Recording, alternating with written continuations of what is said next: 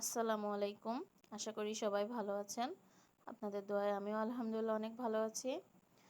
আজকে আমি বিকেলের নাস্তার জন্য বানাবো ফ্রেঞ্চ ফ্রাই। তার জন্য দুটো আলু নিয়ে নিব। আলু দুটো অনেক সুন্দর করে ছিলে নিতে হবে। ছিলা হয়ে গেলে স্লাইস করে কেটে নিতে হবে। তো আমি আলুটা স্লাইস করে কেটে নেব।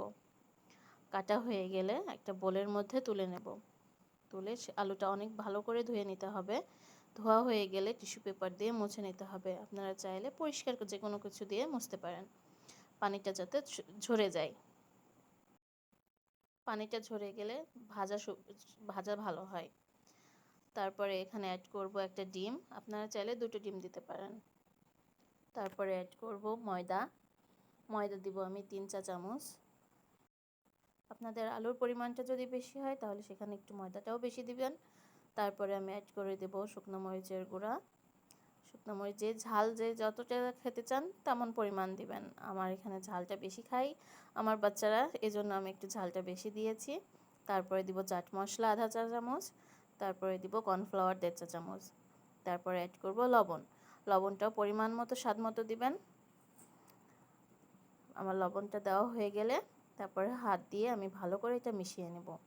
এটা ভালোভাবে মেশাতে হবে যাতে প্রতিটা আলুর সাথে ময়দাটা মিশে যায়। মেশানো হয়ে গেলে রেস্টে রাখবো।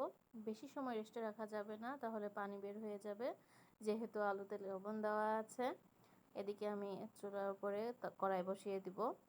কড়াই বসিয়ে দিয়ে কড়াইটা গরম হয়ে গেলে সেখানে তেল দিয়ে দেব। তেলটা দেওয়ার পরে আলুগুলো ছেড়ে দেব। একটা একটা করে দিলে অনেক ভালো হবে, একটা একটার সাথে লেগে থাকবে না। একবারে অনেকগুলো দিলে একটা আরেকটার সাথে লেগে যাবে, সেটা তোলা ভালো হবে না। এইভাবে আমি সবগুলো ভেজে নেব।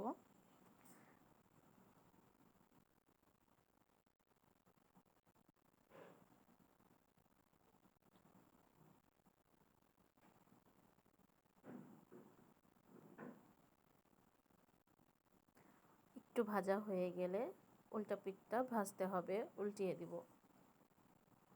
আমার তাও কিছু কিছু লেগে গিয়েছে। আর একটু ফাঁকা ফাঁকা করে দিতে হবে। আমার দেওয়া অনেক ঘন হয়ে গিয়েছে, এর জন্য লেগে লেগে গিয়েছে।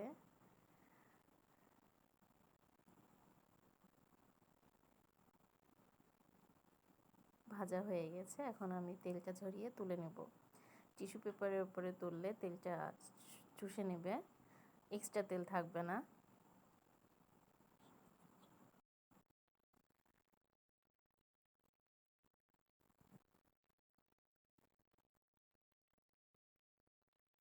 এখন আমার সবগুলো ভাজা হয়ে গিয়েছে।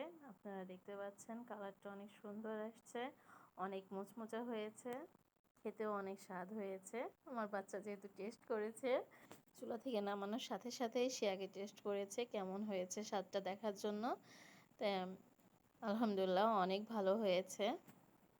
আপনারাও বাসায় ট্রাই করবেন, আশা করি অনেক ভালো হবে। আর আমার জন্য দোয়া করবেন। আল্লাহ হাফেজ।